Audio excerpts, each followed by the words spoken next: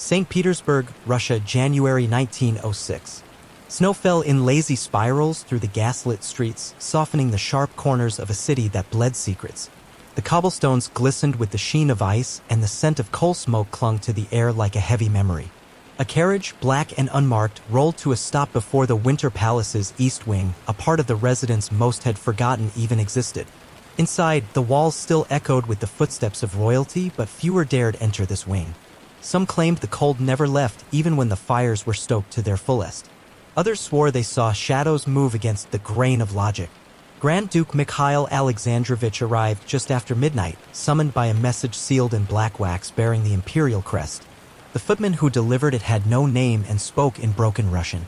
His eyes, Mikhail noticed, were the pale blue of deep winter, colorless, lifeless.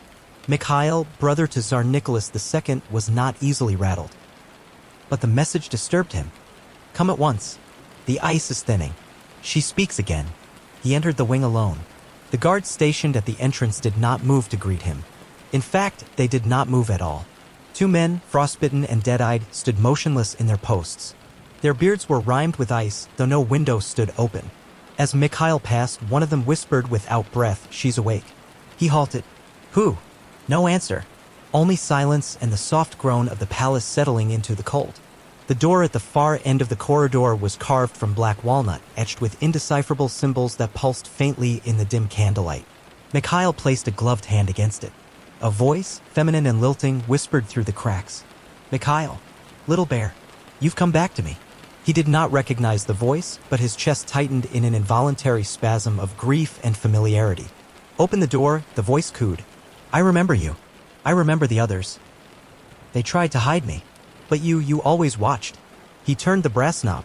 The door groaned open on ancient hinges. The room beyond had once been a nursery. Now it was cloaked in layers of frost. Icicles hung from the rafters like bone shards.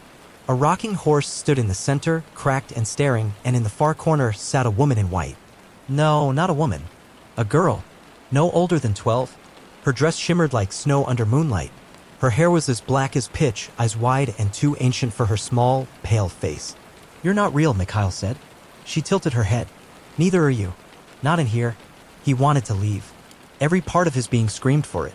But he stepped forward instead. "You said the ice is thinning." "Yes. And when it breaks, all will remember.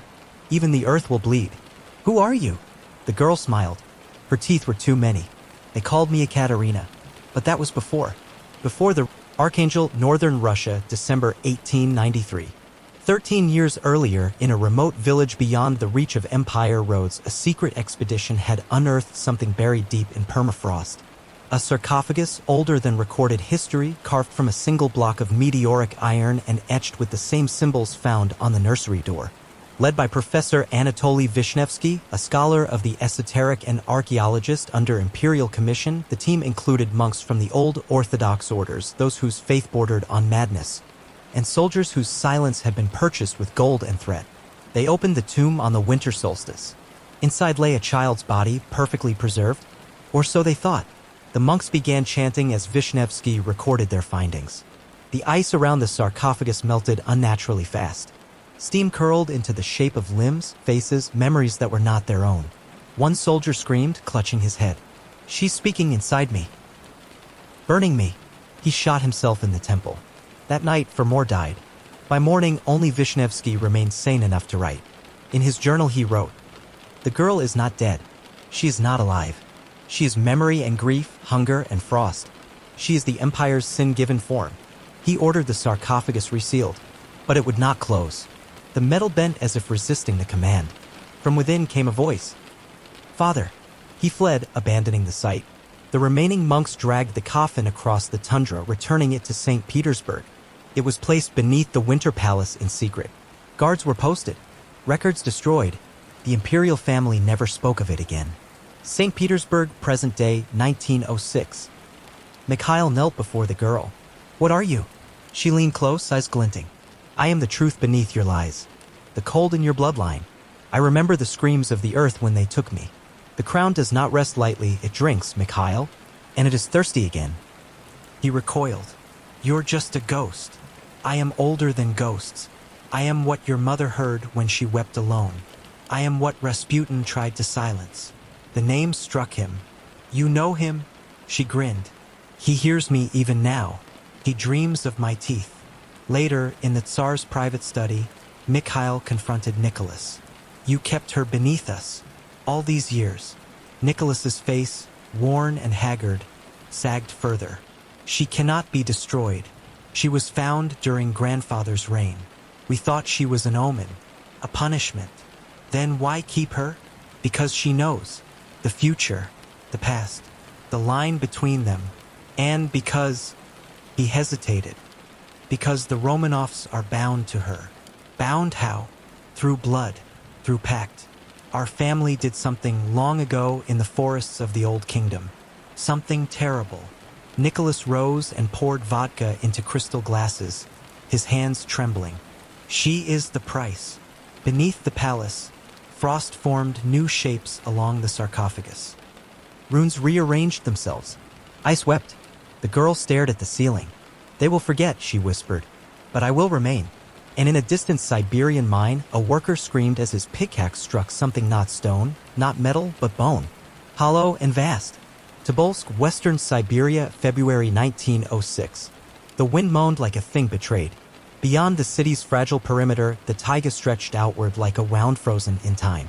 Wolves no longer howled this deep into the winter, not since the snow began falling black.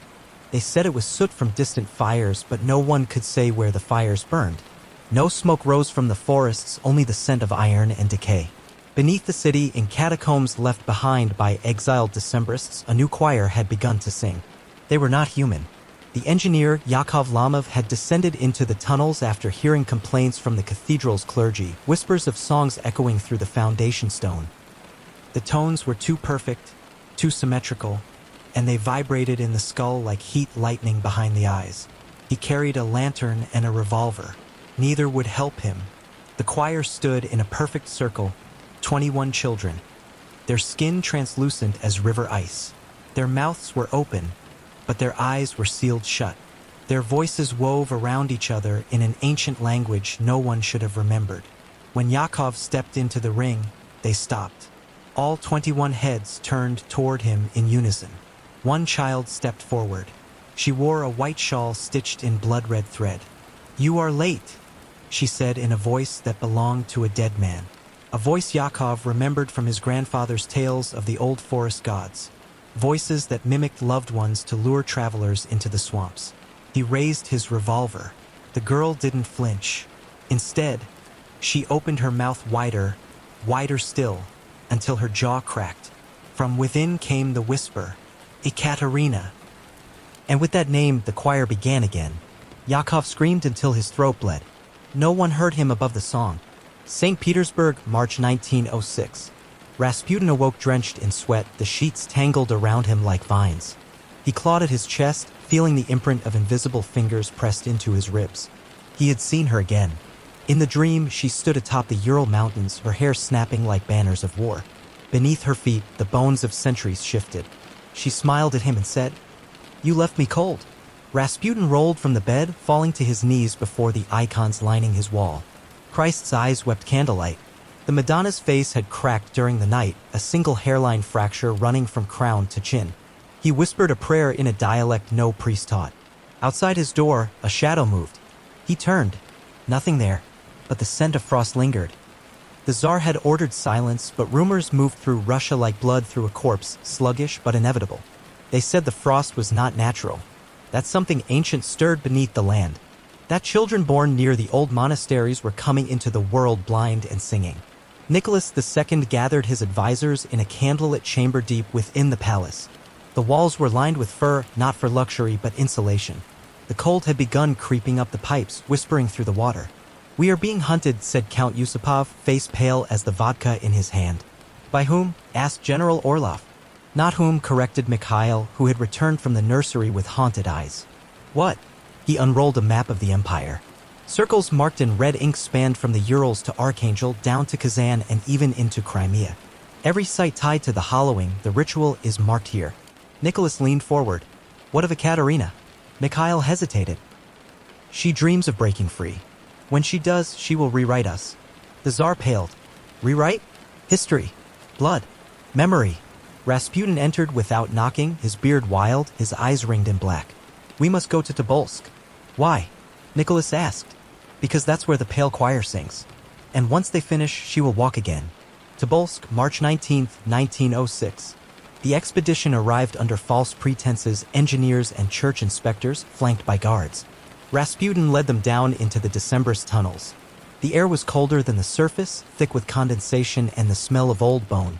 No bodies were found. Only shoes. Dozens of them. Small, delicate, children's shoes. Perfectly lined against the walls. Yakov Lamov's journal lay open atop a makeshift altar. It was covered in frost and blood. His final entry read, "The song is memory. The song is instruction. I have seen the ending and it smiles like a girl." Rasputin touched the page and his eyes rolled back. He murmured in a forgotten tongue. The wall beside him groaned. Then, slowly, it began to bleed. "She is beneath us," he whispered. But not for long. Back in St. Petersburg, Alexandra Romanova tended to her children. Olga had started sleepwalking. Tatiana refused to speak. Little Alexei's nose bled every morning, though he did not seem ill. One night, Alexandra heard humming. She followed the sound through the hallways, her bare feet silent on the stone. The humming led to the nursery, to the black walnut door. It stood open. Inside sat the girl. Ekaterina. She looked up. "You're her. The new mother." Alexandra stepped back. "Who are you?" "The one before." The walls wept frost. Alexandra slammed the door shut, but the humming followed her all the way back to her chambers. And it never stopped. Tobolsk, March 21, 1906. The choir had moved. Not by foot. There were no tracks. But Rasputin found them again, this time near the river where the ice had never thawed, not even in the summers. They stood in formation, unmoving. Their mouths were closed now, but the air buzzed with pressure like the moment before a bell tolls. Mikhail stared at the girl in the red-threaded shawl. "You're not children." "No," she said. "We are what was promised." "Promised to whom?" She tilted her head. "The Empire. In exchange for reign without end. But you broke the pact. You forgot us." Rasputin stepped forward. "What must we do?" The girl smiled. "Remember." Suddenly, all 21 children screamed in unison. Not a cry of pain, but a chant, the syllables sharp, bright, and wet. Snow exploded upward. Ice cracked in spiderwebs across the land. The river screamed. Something vast stirred beneath the earth. And deep in St. Petersburg, the nursery door swung open on its own. Smolensk Forests, April 1906. The thaw came late that year. Winter held the land in a grip tighter than memory. Streams refused to flow. The birch trees, once silver lances of hope, now loomed like bones over a forgotten grave. But beneath their roots, something had begun to stir. A hunting party led by Colonel Anton Orlov moved through the northern glade. They came not for game, but for silence. For weeks, the nearby village of Kulm had reported disappearances, children taken from beds, dogs howling at midday, and blood crusted on snow with no sign of struggle. The party found no wolves, no tracks, only a clearing, and within it a ring of standing stones none remembered placing. Carved into each stone were the same symbols etched into the sarcophagus beneath the Winter Palace. But these burned. When the colonel approached, his compass spun wild in his hand. The horses refused to enter. Even the dogs whimpered and dug at the earth, desperate to return home. At the center of the stone ring sat a child. A boy, barefoot, pale, singing in a voice too deep for his size. The song was wordless, but Orlov's men wept at its sound. The boy lifted his eyes, black, lidless orbs, and said in a voice they all recognized, "You broke the covenant." Then the trees wept blood. St. Petersburg, same day. Tatiana Romanova stood at the window watching the snowflakes fall upward. "Mama," she whispered, "the stars are in the floor now." Alexandra Romanova rubbed her daughter's back, though her hand trembled. "You're dreaming again, sweet one." "No," Tatiana said. "They told me." The girl in the mirror. She said the crown is crooked, that we must wear it upside down. Alexandra turned Tatiana's face gently toward her. "There is no girl in the mirror." Tatiana only smiled, her eyes too wide, her breath fogging the glass, not with warmth, but with frost. That night, Alexandra checked every mirror in the palace. She found a child's handprint on each one. May 1906, the Tsar's secret council. Mikhail stood before a map of Russia covered in pins. Each pin marked a new event, a vanishing, a death, a miracle inverted. "It spreads," he said simply. Rasputin nodded, his eyes heavy with shadow. The pale choir opened the gates. Now she seeps into the cracks. Nicholas leaned forward. Then we must seal them. We must stop her. Mikhail turned slowly. You can't seal rot. Yusupov slammed his fist on the table. Then burn it. Salt the earth. Every village that sings. Every field that blooms out of season. You would burn your empire, Rasputin said. Yusupov looked at him, eyes glassy. I would do worse. Siberia, near the Yenisei River. An old woman named Varvara lived alone in a shack of bark and iron. Once she had been a nun. Now she was something else. She felt the change before the snows began to melt. Her breath grew shorter. The birds stopped flying overhead. The mushrooms behind her cabin whispered at night. One morning, she opened her door and found a child sitting on her step. The girl had no shoes, no coat, no name. You're not supposed to be here, Varvara said. But I am. Varvara narrowed her eyes. You're not one of hers. No, the girl said. I am her. Varvara reached inside and pulled out a rusted sickle. Then come in. I've been waiting. St. Petersburg, the imperial crypts. They came in secret, carrying oil lamps and revolvers. Mikhail, Rasputin, and 5 of the Tsar's most loyal guards descended below the palace where generations of Romanovs were interred. The walls bled cold. Frost curled from the ceiling in delicate spirals. The sarcophagus stood at the end of the corridor. But it was open. Inside was not a Katerina. Only bones, not human. Hollow, bird-like, and vast. Carved into the side of the coffin was a new message. Fresh and wet. I walked first. I will walk last. Mikhail shivered. Rasputin knelt beside the bones. She's changing, learning new shapes. Each time she walks, she remembers more. A whisper curled from the crypt walls. Mikhail. He turned. The shadows shaped her face. We were children together. Don't you remember? He raised his pistol, but his hand would not obey. The bones in the coffin shifted, then screamed. June 1906, the village of Kolm. Yusupov followed the flames. The entire village had been burned on his order. Not a structure remained. But in the center of the ashes, the church bell still tolled, swung by no hand. He approached it alone, sword drawn. Within the charred walls of the chapel stood the pale choir. Their skin blistered but did not burn. Their voices clearer than ever. He stepped forward. I am not afraid. The smallest child walked to him, lifted a hand, and touched his heart. Yusupov screamed. He saw not his life, but every lie his bloodline had ever told. Every pact made in candlelight. Every child stolen from the old tribes. Every rite performed in the dark beneath palace floors. He saw Katerina's true face. And he wept. In the royal nursery, Tatiana now refused to speak in Russian. She sang only in the tongue of the pale choir. Little Alexei no longer bled, but his veins glowed faintly blue at night. Olga drew pictures of the girl with too many teeth. Alexandra no longer slept. She paced. She whispered. She stared at the walls where frost now formed in the shape of names long erased from history. And in the mirrors, Ekaterina watched. Her eyes glowed like ice. St. Petersburg, July 1906. The sun no longer warmed the stones of the Winter Palace. Though it hung high above, the light that touched the city was brittle, pale, like the last breath of a dying man. Shadows lengthened strangely, curling toward doorways, windows, and mirrors. And always, they whispered.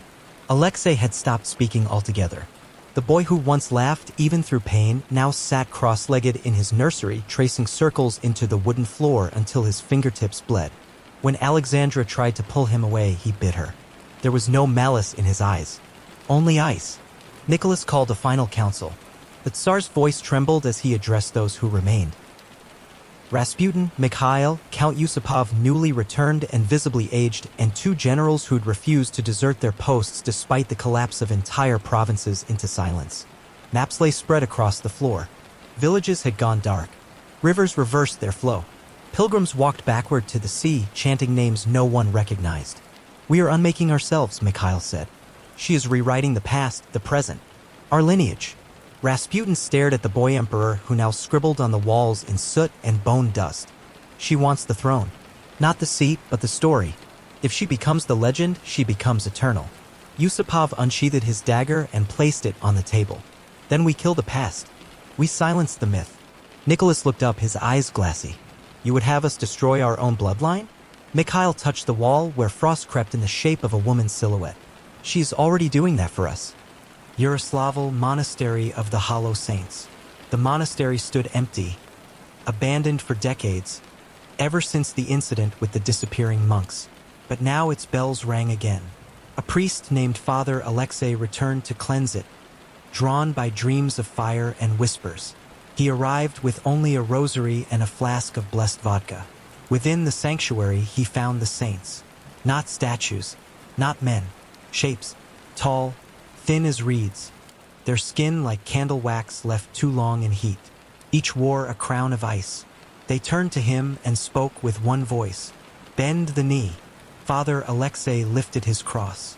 Begone, spirits. I serve the living God. So did we, they replied. The candles melted into salt. The altar split, and Ekaterina stepped through. She was no longer a girl. Her skin was glass. Her eyes were stars. The Tsar is a page, she said. I am the book. Father Alexei tried to scream, but his throat filled with frost. She touched his forehead. He remembered every death in the history of Russia. Then she passed into the world. St. Petersburg, the mirror fall. The mirrors began to crack. First in the servants' quarters, then the halls, then the great ballroom. Each shatter was followed by a sound, laughter, childish and cold. Tatiana walked barefoot through the shards, uncut. She sang in the pale choir's tongue. The walls bled frost. Paintings aged and peeled, revealing older images beneath twisted versions of the Tsars, all crowned with bone and staring eyes. Rasputin gathered the remaining children and locked them in the chapel. We must hold the line, he told the guards. If she reaches the boy, she inherits the empire. The guards nodded. An hour later, they were found singing. Eyes gone, smiles wide. And Alexei was no longer in the chapel. Midnight, July 31st, the throne room. The ice came first, crawling up from the floor like veins of crystal. Spreading from the feet of the Tsar, up the red carpet, across the marble, curling around the golden legs of the throne. Nicholas sat in silence. His crown had frozen to his scalp.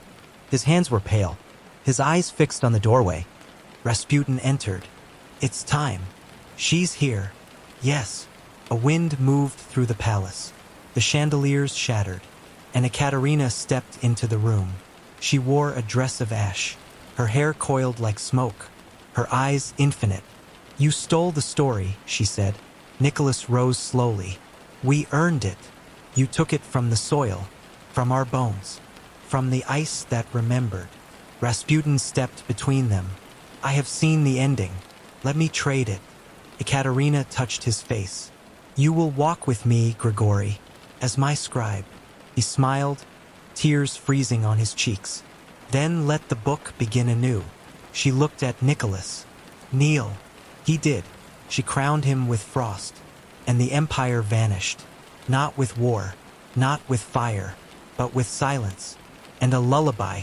Kazan, August 1906. The churches of Kazan were built on older bones. Long before the Orthodox icons filled the walls, the stone beneath had heard other names, whispered in blood, sung in ice. It was here that the circle of the ashen flame made their last stand. Monks in appearance only, they had studied the shifting tongues of the pale choir, the runes left behind on stone rings and sarcophagi, and the dreams that crept into minds like frost into wood. They were waiting. When the frost reached Kazan, it came not as weather, but as prophecy. The bells rang in reverse.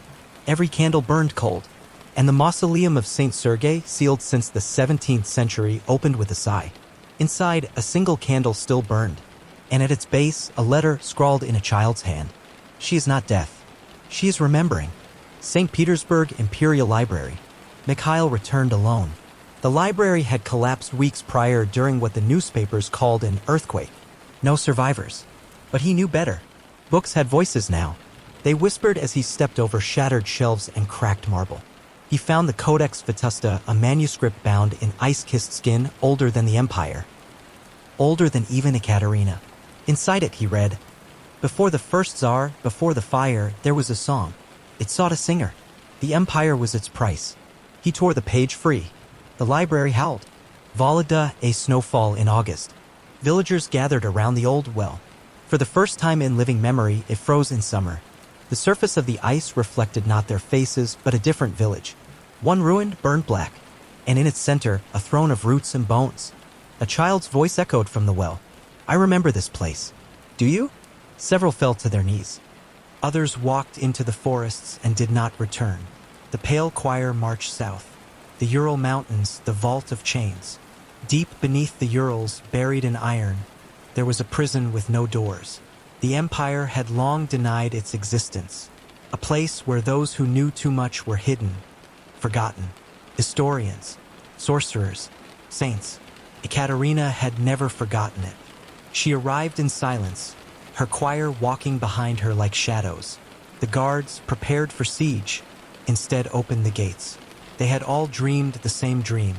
In the deepest cell, bound in 7 layers of silver chain, sat Ivan Mareski, last of the night historians. He opened one eye. It is too soon. Ekaterina crouched beside him. It is already too late. He wept not for himself but for the future. She kissed his forehead. The chains melted.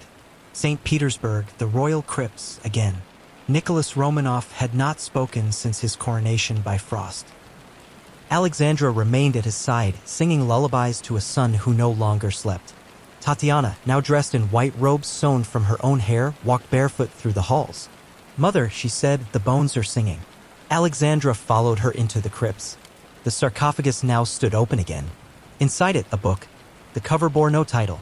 When Alexandra opened it, she saw not words, but her own life, each page a moment, each image bleeding into frost. At the last page, her death. She closed the book. Not yet. Tatiana took her hand. Soon. Novgorod, the Feast of Crows. Crows had returned in numbers unseen since the Black Death. They circled the cathedral. They covered the rooftops. They watched. The archbishop tried to hold mass, but the congregation sat in silence, eyes white, lips moving to a song none remembered learning. In the rafters, Ekaterina crouched. She dropped to the altar. Let me speak the benediction, she said. The archbishop wept. You are not of the faith. She smiled. I am the faith that was buried. When she opened her mouth, no words came, only snow. Mikhail's return. He returned to the palace with the codex and a knife forged from the bones of forgotten saints. Rasputin met him in the garden, where frost bloomed roses black. It must end tonight, Mikhail said. Yes, but not by our hands. Then whose? The boy. Alexei stood at the center of the maze. He turned slowly, blue veins pulsing like rivers of fire beneath his skin. She is in me. Mikhail approached. Can you end her? Alexei blinked. I can end us both. That night, the final mirror. It stood in the highest tower, wrapped in silk since the time of Peter the Great. Rasputin, Alexandra, and Mikhail climbed together, each carrying one truth. The mirror reflected nothing, until Alexei entered. Then it reflected her. Ekaterina, smiling, waiting. He stepped toward it. This is my empire. No, she said. It was borrowed. Time to return it. He raised the knife. Then I give it back in blood. He stabbed the mirror, and the world shattered. The tower collapsed inward.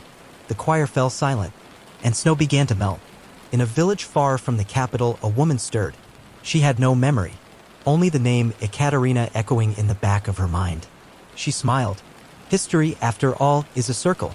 Siberian wilderness, September 1906. Wind combed through the frostbitten pines with a sound like breathing. The land had slept beneath ice for 100 years in some places. Not a century of time, but a century of memory. The thaw began slowly. With the shattering of the final mirror, the binding was broken, but not undone. In a clearing where the snow first began to melt, a figure stirred beneath the soil. A pale hand broke through the earth. The first to see her was a hunter named Eerie. He followed a wounded elk into the forgotten parts of the forest where even maps refused to tread. He watched as the soil moved, breath steaming in the air. The figure emerged, a woman, naked, hair woven with thorns and frost. She opened her eyes. They were empty. Yuri raised his rifle. The woman looked at him and whispered, I do not know who I am. And the ground around her bloomed with ice. Moscow, the shatter bell. The bell tower of Ivan the Great rang with no one inside it. Its sound stretched over the city like a shroud. A new sect had formed in the vacuum left by Ekaterina's retreat. They called themselves the choir remembered. They wore white robes. They tattooed their tongues with ancient runes. Their sermons were sung beneath the broken sky. She is not gone, they preached. She is only waiting to forget. The Tsar no longer ruled. Nicholas remained in the palace, his mind shattered, sometimes writing messages in blood, sometimes weeping with joy at snowfall. Alexandra had vanished. Tatiana had been last seen walking barefoot across the Moskva River's surface, singing. Rumors claimed Rasputin still walked among the people, hooded, speaking with farmers and children in riddles. One such riddle passed through the taverns of the city. What does not live, yet remembers? What dies, yet returns? What sings when the world is ending? The mountains of light, the refuge. Mikhail had fled into the mountains with the remaining children of the court, Maria and Anastasia among them. There, high above the ice line, they found a monastery untouched by Ekaterina's influence. Its monks were deaf and mute. They cannot hear the song, Mikhail explained, so they remain free. In this silence, they built new fires. Maria drew maps of the changed land, her eyes seeing truths others could not. Anastasia dreamed of a black sea and a boat made of bones. She is adrift, the girl said in her sleep. We must catch her before she finds shore. The ice tomb reopens, Ekaterina's return. The woman Yuri had found remained silent for 7 days. On the 8th, she stood and spoke the name Ekaterina aloud for the first time. A crack appeared across the sky. Not metaphor. The stars blinked out along a seam, like glass splitting. Birds died mid-flight. In cities and villages alike, people began to hear their dead calling them by name. She remembers, the choir whispered. She is coming home. The black train, a journey west. The imperial train, long thought derailed and buried, moved again, came without tracks. Steam poured from its windows like soul stuff, thick and glowing faint blue. Its passenger, a girl with a crown of thorns and a dress sewn from time. At every station it stopped. Children vanished. Libraries burned. Churches fell silent. The black train made no sound as it moved, only a melody that played in the mind, like something half-remembered from childhood. Anastasia woke screaming. She's building a throne out of names. Monastery of the Deaf, the Circle of the Flame. In desperation, Mikhail descended to a hidden chamber beneath the monastery. There, the Circle of the Ashen Flame had left a final warning. A mural depicted Ekaterina not as a girl, but as a wheel of ice and bone surrounded by burning hands. A riddle circled the painting. Only that which burns without end may freeze her heart anew. He opened a sealed urn. Inside, a flame danced, not orange or red, but violet. It gave off no heat, only memory. Mikhail wept. He would have to find the flame-bearer. The dreaming sea, Tatiana's crossing. Tatiana walked across water. Fish followed her steps beneath the waves, eyes glowing. She carried no food, no possessions. Only a song. Across the sea, islands blinked in and out of existence. She followed the melody in her mind. On the 7th night, the moon bled. She arrived on an island that did not exist. There, a woman waited. Do you remember me? She asked. Tatiana said, You are the one who died. No, said the woman. I am the one who lived through death. It was Alexandra. Alive changed, and behind her, a mirror buried in sand. We must rewrite the song, she said, or she will sing it forever. Ekaterina's palace reborn in ruin. The black train arrived in Petrograd. Where once stood palaces, now were gardens of ice. The city had rebuilt itself in her image, towers of frozen time, streets paved with mirrors, statues with faces veiled in frost. She stepped from the train and was crowned by silence. The people bowed, not from loyalty, but because their bodies remembered something their minds had long forgotten. Ekaterina ascended her new throne, carved from the root of the first tree ever to grow in Russia. She spoke once, We begin again. And the snow fell. Inside every flake, a memory not your own. Petrograd, October 1906. Snow fell in hexagonal flakes, each bearing a tiny symbol, not random, not natural. They formed an alphabet of memory, drifting across the once living city. Ekaterina's palace pulsed like a frozen heart. It had no doors, only reflections. Within, time slowed. A day outside was an hour within. Those who entered forgot who they were. Those who tried to leave found only snow and silence. The empire was no longer ruled, it was remembered. Not by people, but by the land, the ice, the stones themselves. Ekaterina sat on her throne and listened. All around her, mirrors bloomed like flowers, some clear, others dark, some twisted like the reflections in a nightmare. Each mirror held a memory. Some were hers. Some were not. She watched them all. The red forest, the gathering. South of the Urals, in a forest that had once burned for 10 years straight, survivors of the old world gathered. Mikhail, now gaunt and graying, held the Codex Vetusta and read by moonlight. Maria Romanova was now a cartographer of forgotten places. She had mapped lands that hadn't existed in centuries. Anastasia dreamed in symbols. She spoke less now, but when she did, her voice echoed. A woman in red joined them. She had no name, but her eyes wept ash. Mikhail asked, "Were you one of hers?" "I was," she said, "but now I burn." She showed her hands. Flame danced in her palms, the violet fire of memory. The flame-bearer had come. "It is time," said Mikhail. "To end the ice?" Maria asked. "No," said the flame-bearer. "To burn what came before." The Palace of Reflections, the song begins again. Ekaterina walked the Hall of Eyes, a corridor of mirrors that reflected different ages of herself. As a child, as a queen, as a monster, she sang. The melody bent the ice. In distant villages, people fell to their knees. In cities, clocks spun backward. In the royal crypts, bones turned to dust and then back to flesh. Some rose. Others screamed. Tatiana awoke on the island of the Mirror Sea. Alexandra was gone, but the mirror remained. Inside it, Tatiana saw her mother burning, not in pain, but in purpose. Becoming something else. "I must reach her," she whispered. She stepped through the mirror. The frozen Senate trial of the living passed. Ekaterina gathered the remaining nobles, what few had survived. They sat in silence, eyes white with frost. She placed a mirror before each of them. "Speak what you see." One by one, they tried. Each mirror showed a moment of betrayal. Secrets whispered. Murders covered. Histories rewritten. One noble wept. "I didn't know." "You did," Ekaterina said. "But you chose not to remember." She waved her hand. The noble became snow. The Black Library, the return of words. In the wreckage of Kazan's eastern quarter, the Black Library burned. It had once been a fortress of silence, filled with books no one could read. The choir remembered had taken it. But something changed. The books began to scream. Each page turned itself, bleeding ink. A single book floated into the sky. It opened. From within it, Rasputin emerged, clothed in fire, eyes like ink. "You forgot me," he said. "But I never forgot you." He walked west. Behind him, the books followed, flying like birds. The river Lethe. The bargain. Beneath the frozen Volga, where water no longer moved, Ekaterina met an old friend. The water rippled. A woman stepped from beneath the ice. Her eyes were blind, her lips sewn shut. She was memory itself.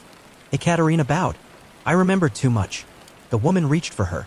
A single tear formed on Ekaterina's cheek, the first since her rebirth. "Take some," she whispered. The woman opened her mouth, stitches dissolving. She drank the tear and vanished. In her place, a small flower bloomed on the ice. It pulsed with warmth. The edge of the world, the final gate. Maria's maps led them to the end. Not metaphor, not myth.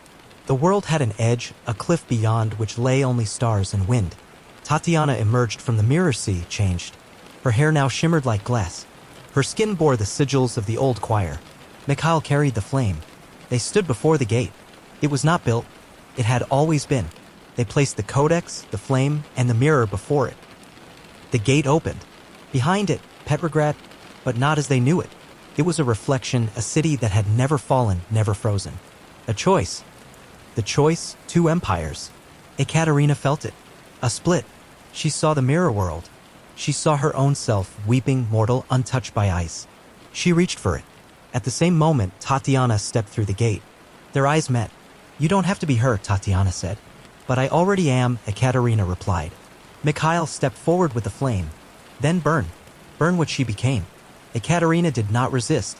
She touched the flame. And the world shuddered. Morning first in 100 years. Sunlight. Real. Warm. The mirrors melted. The snow stopped falling. In Petrograd, children laughed. In the forests, green shoots pierced the soil. Ekaterina stood on the palace steps. Alone. Mortal.